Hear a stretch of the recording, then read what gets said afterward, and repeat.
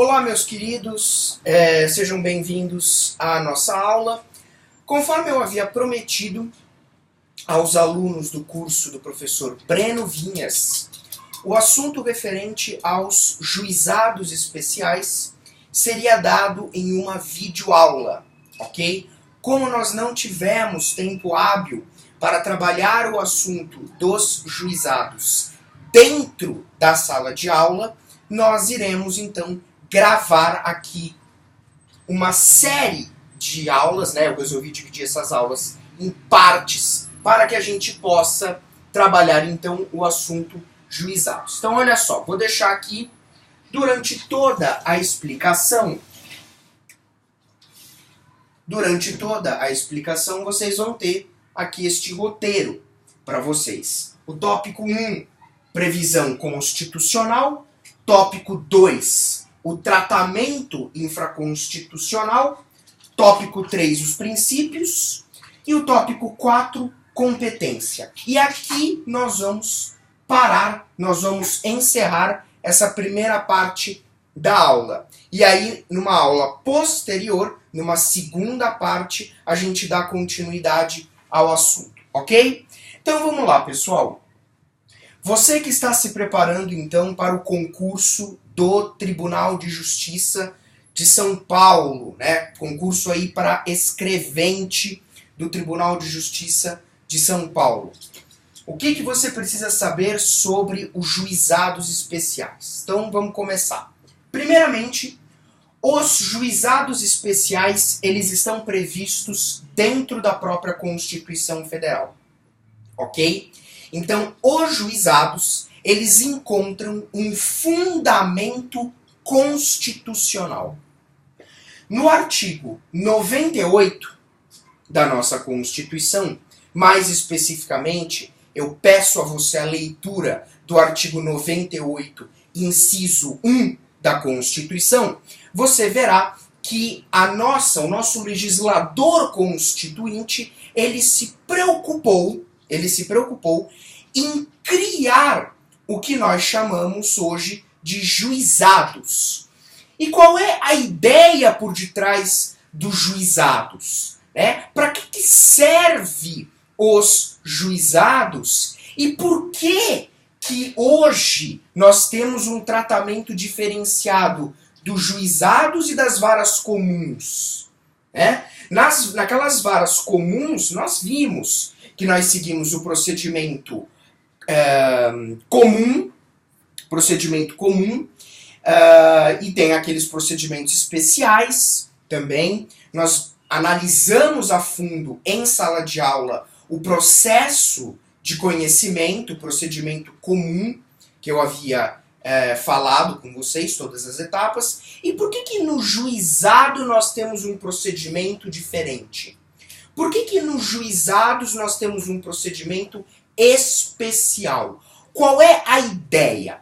Ora, veja, a ideia é a seguinte. Dentro dos juizados especiais, a Constituição quis ampliar o acesso à justiça.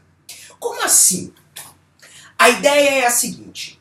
Quando a Constituição idealizou os juizados especiais, ela pensou, existem determinados processos, existem determinadas causas que têm uma simplicidade maior.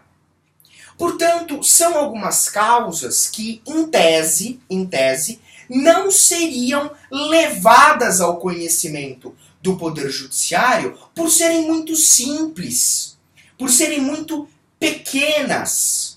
E aí você não iria incomodar o Poder Judiciário com essas pequenezas, com esses detalhes ínfimos.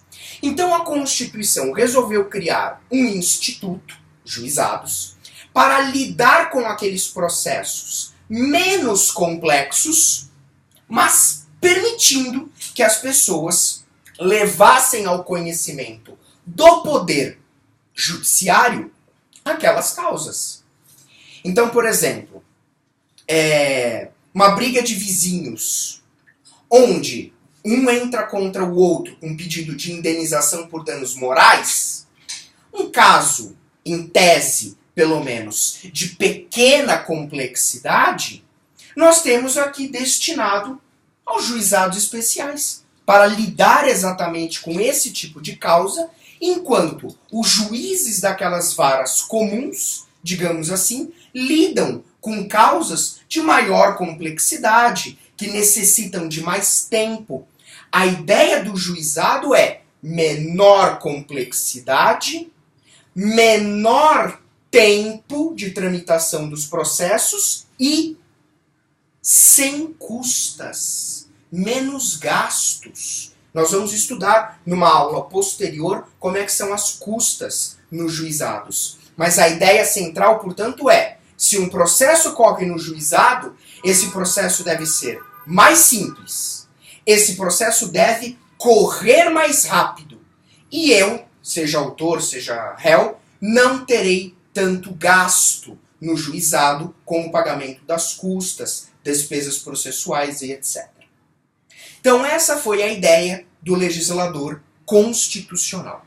Então no artigo 98, inciso 1, repito, na sua casa, faça a leitura do dispositivo. No tópico 2, tratamento infraconstitucional. O que é, o que vem a ser esse tratamento infraconstitucional? Veja, a Constituição Federal, ela nos fez o favor de prever o instituto. É como se a Constituição tivesse dito assim: olha, vai existir juizados, tá? Ou então, eu quero que existam juizados, tá certo? Essa foi a ideia do legislador constituinte. Eu quero que tenham juizados. Agora, esses juizados, eles vão precisar ser regulados por lei. Ou seja, legislador infraconstitucional, você deverá elaborar leis para regulamentar esse instituto que se chama juizado. Então é como se a Constituição Federal ela tivesse feito aquela previsão máxima. Vai ter juizado. Agora, como esses juizados serão estruturados, como eles vão funcionar, como que vai ser o procedimento, isso cabe ao legislador infraconstitucional. E aí, hoje, atualmente no Brasil, nós temos 3 leis que cuidam dos juizados. 3 leis que disciplinam os juizados especiais. A primeira delas, e reputo eu como a mais importante, é a Lei 9.099 de 95. A Lei 9.099 de 95, ela cuida dos juizados especiais em âmbito estadual. Ok? Só que a Lei 9.099, ela é dividida em 2 partes. A Lei 9.099 contém uma parte cível, que é o que nos interessa, é o que nós vamos analisar, as principais disposições cíveis da 9.099, mas essa lei também tem uma parte criminal. Essa lei, ou seja, ela também tem uma parte que cuida daqueles crimes de menor potencial ofensivo, as contravenções penais, e, portanto, essa parte dos juizados será estudada, evidentemente, no processo penal. Muito bom. Em seguida, nós temos a Lei 12.153 de 2009. Essa Lei 12.153 de 2009 é a lei que cuida dos juizados especiais da Fazenda Pública. Ok? E veja, aí eu chamo a sua atenção também para o seguinte: os juizados da Fazenda Pública também são juizados estaduais.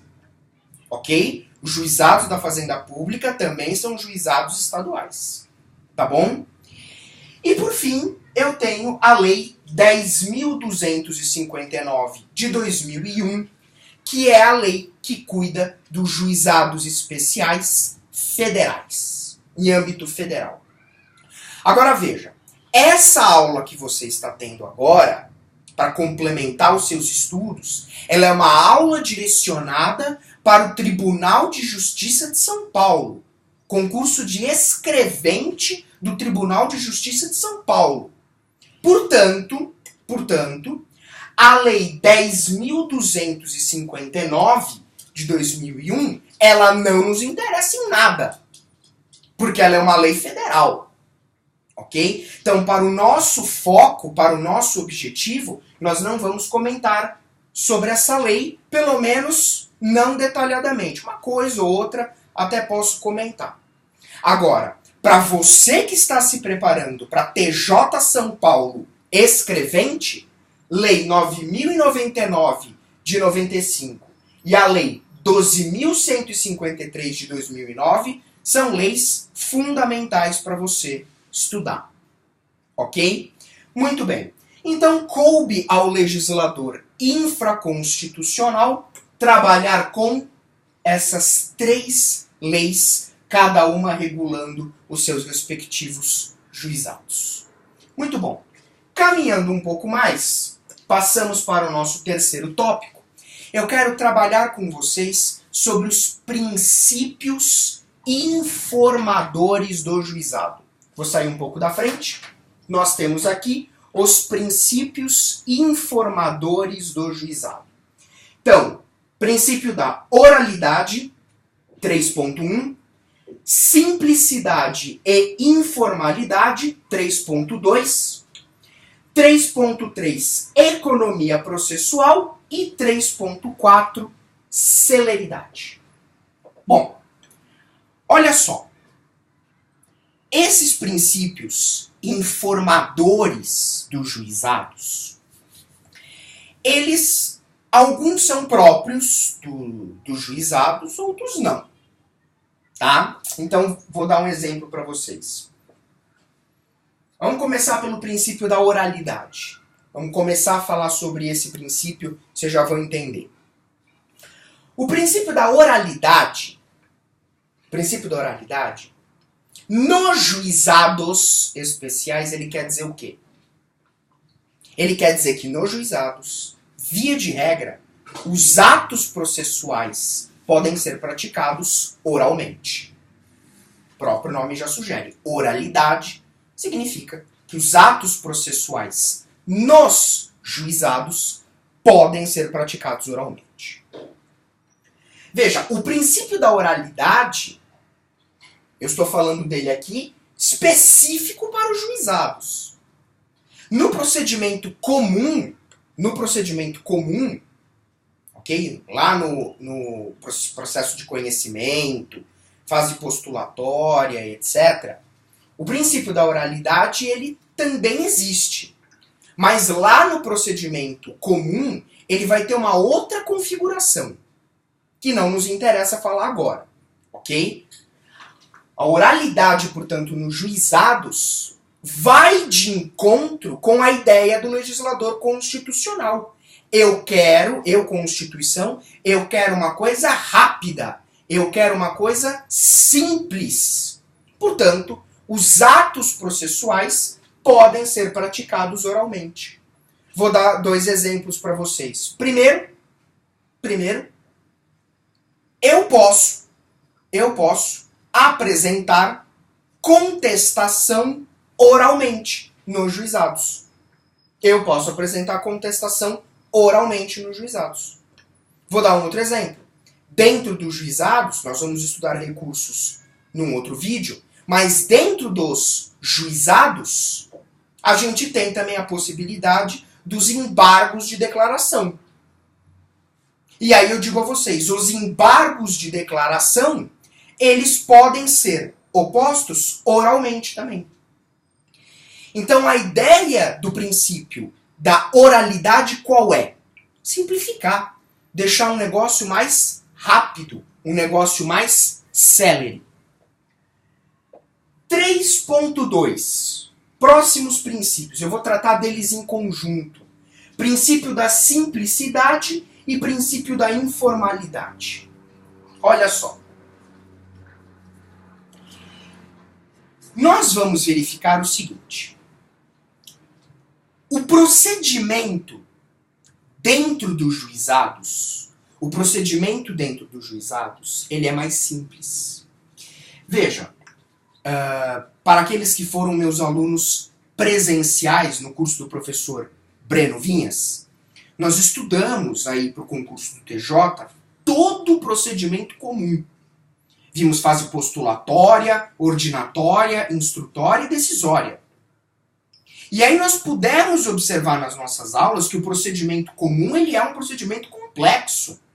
Ele é um procedimento demorado, ele é um procedimento que leva tempo. Tá certo? Principalmente quando chega lá na parte de produção de prova. Então a ideia do procedimento nos juizados é ser mais simples. Tanto é que como é que se chama o procedimento dentro dos juizados? Procedimento sumaríssimo. Procedimento sumaríssimo. É o procedimento dentro dos juizados. Percebem? Então a ideia de simplicidade vai de encontro ao seguinte: se eu vou lidar com causas, se eu vou lidar com assuntos, com questões mais simples, o procedimento há de ser mais simples. Ora, tanto é que, como nós sabemos, e eu vou retomar esse assunto, mas como nós sabemos, é possível, dentro dos juizados, eu ingressar, melhor dizendo, com uma ação sem advogado. Depois a gente vai trabalhar melhor essa questão. Ora, simplicidade, procedimento mais simples. E informalidade? Informalidade. Nos juizados, a ideia é tentar utilizar, digamos assim, uma linguagem mais simples, uma linguagem mais informal.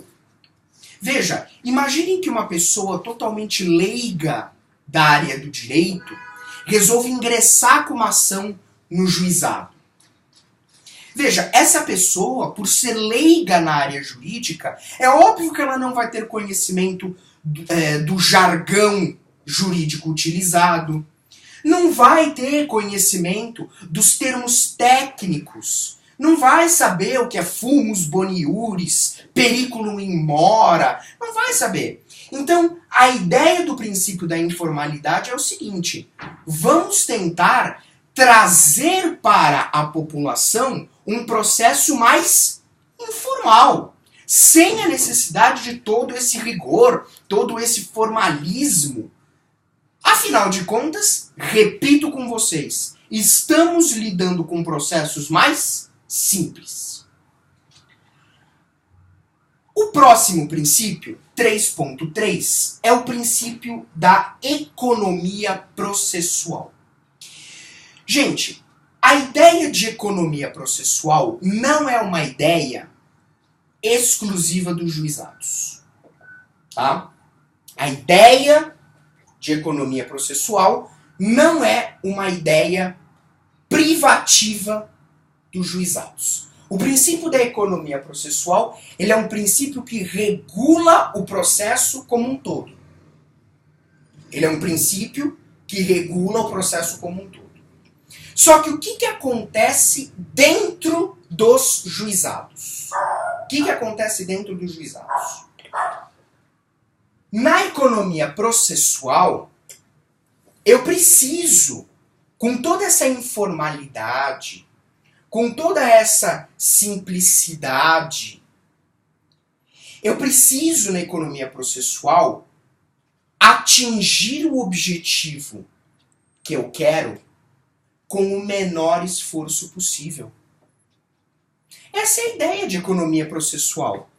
Atingir o objetivo pretendido fazendo o menor esforço. Entre outras palavras, economizando o quê? Processo. Economizando tempo. Economizando o judiciário. Então, se eu quero praticar um ato, e eu tenho duas formas de praticar esse ato, uma extremamente longa e complexa, e a outra mais simples, eu devo optar pela mais simples, em nome da economia processual. E como quarto princípio, princípio da celeridade. esse princípio da celeridade, pessoal, ele também não é exclusivo dos juizados. Esse princípio também não é exclusivo dos juizados. A ideia de celeridade, inclusive, diga-se de passagem, é uma ideia que vem da Constituição, a ideia de celeridade processual. O processo ele tem que ter uma duração razoável, não só nos juizados, mas todos os processos devem ter uma duração razoável.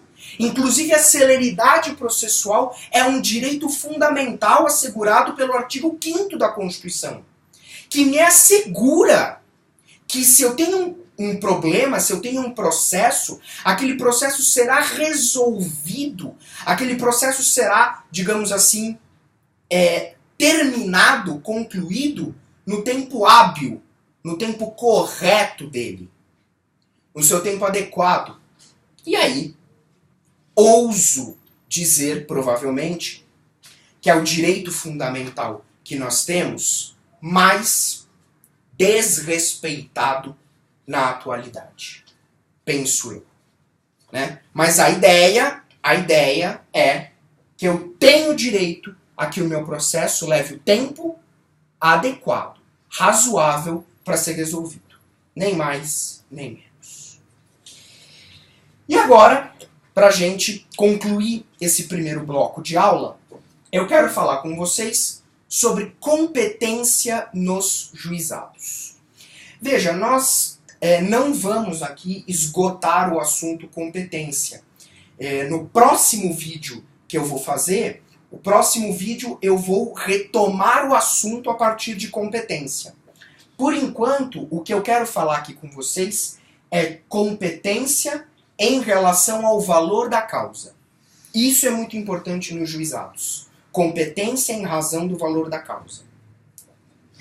E aí eu gostaria de comentar com vocês alguns pontos importantes sobre o valor da causa. Conforme eu disse a vocês, não é sempre que um processo pode correr pelos juizados, tá? Porque depois de tudo isso que eu falei para vocês, vocês concordam comigo que jamais poderia todo e qualquer processo correr pelo juizado? Imagina um processo, vamos imaginar de uma grande empresa, um processo que verse sobre milhões de reais. Um processo desse não tem a menor condição de correr perante o juizado. Então o que acontece? Falta competência do juizado para este tipo de processo. Portanto, o que a gente faz? O que a gente pensa? Qual é a regra? Lei 9.099, juizados especiais cíveis estaduais. Só ações com valor de até 40 salários mínimos eu posso ingressar. Vou repetir. Na Lei 9.099 de 95, juizados especiais cíveis estaduais, o meu limite é de 40 vezes o salário mínimo. Se eu tiver uma ação cujo valor seja de até 40 salários mínimos, eu posso entrar pelo juizado. Se ultrapassar esse valor, o juizado não tem competência para esse tipo de ação e eu vou ter que propor a minha ação no juízo comum, na vara comum. Portanto, Lei 9.099 de 95, 40 salários mínimos. E aí eu chamo a atenção de vocês, você que vai prestar a prova de escrevente do TJ São Paulo, cuidado, porque na Lei 12.153, a Lei dos Juizados da Fazenda Pública, o limite é outro. Nos juizados da Fazenda Pública, Lei 12.153, o limite é de 60 salários mínimos. Então, cuidado com prova, cuidado com pegadinha de prova. Lei 9.099 de 95. Ações de no máximo 40 salários mínimos. Lei 12.153 de 2009. Lei dos Juizados da Fazenda Pública. 60 salários mínimos. E aí, se você quiser, a título de complemento dos seus estudos, a Lei 10.259, que cuida dos juizados federais, o limite também é de 60 salários mínimos. Ok? Então veja, essa é a competência em razão do valor da causa. Juizados especiais cíveis estaduais, 40 salários mínimos. Fazenda Pública, 60 salários mínimos. Agora tem um detalhe. É possível eu renunciar à parte excedente para, digamos assim, encaixar o valor nos juizados? Vou dar um exemplo para ficar mais claro. Pensa o seguinte. Pensa que eu tenho uma ação, vou colocar assim em números bem redondos para a gente poder fazer a conta. Mas vamos imaginar que eu tenho uma ação cujo valor seja 42 salários mínimos. Então eu tenho uma ação cujo valor é de 42 salários mínimos. Posso entrar pelo juizado? Lei 9.099? Resposta: não, porque ultrapassou o valor. Lei 9.099 é até 40. E aí? É possível, a lei permite, que eu renuncie o excedente para que eu possa entrar pelo juizado. Então eu abro mão dos 2 salários mínimos excedentes, daquele valor correspondente, eu abro mão, eu renuncio para que a minha ação possa ter agora o valor de 40 salários mínimos e eu poder entrar perante o juizado. Por quê? Inúmeros motivos podem me levar a isso. Exemplo, a rapidez que é peculiar dos juizados. Eu penso comigo, faço uma ponderação, penso, bom, por causa de 2 salários mínimos, eu vou deixar de entrar pelo juizado, que é mais rápido, para ir para o juízo comum, que vai demorar mais? Tudo bem, vai. Eu abro mão desses 2 salários mínimos para encaixar o valor, ok? E poder entrar pelo juizado. Essa renúncia, ela é possível. Agora, cuidado. Tome cuidado. Por quê? Porque esta renúncia, ela tem que ser expressa. Essa renúncia tem que ser expressa. Porque olha só o perigo. Se eu estou renunciando àquele valor, eu estou abrindo mão dele. Eu não vou poder depois pleiteá-lo. Eu estou abrindo mão, estou renunciando. Então, o juiz não pode presumir essa renúncia. O juiz não pode presumir. Eu tenho que expressamente renunciar. Falar, olha, eu abro mão do excedente. Se eu não abrir mão, o que vai acontecer com o processo? Ele não vai correr pelo juizado. Ele vai ter que ser perante a justiça comum. Por quê? Incompetência dos juizados em razão ao valor da causa. Ok? Então essa ideia da renúncia do excedente, ela é muito importante. Ela é muito importante. Ok? Muito bom. Com isso, pessoal, nós fechamos aqui o nosso primeiro vídeo sobre juizados especiais. Muito em breve nós vamos ter a parte 2 desse vídeo, onde nós pegaremos aí a parte de competência, retomaremos a parte de competência, falando sobre outros aspectos também importantes. Ok? Queridos, forte abraço, bons estudos e boa sorte para vocês.